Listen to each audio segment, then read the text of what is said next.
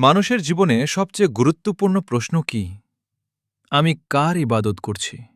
আমি কার আনুগত্য করছি? এবং আমি কোন পথে চলছি?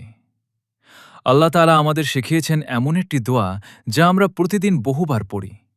কিন্তু কখনো কি ভেবে দেখেছি এই দোয়ার ভেতরে কি অঙ্গীকার লুকিয়ে আছে?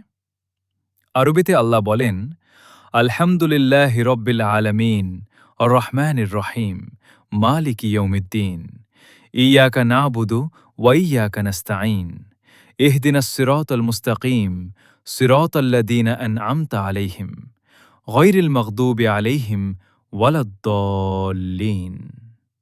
অর্থ, সকল প্রশংসা আল্লাহ তাআলারই উপযোগী, যিনি সমস্ত বিশ্বের প্রতিপালক, পরম দয়ালু, অতিশয় করুণাময় এবং প্রতিফল দিবসের মালিক।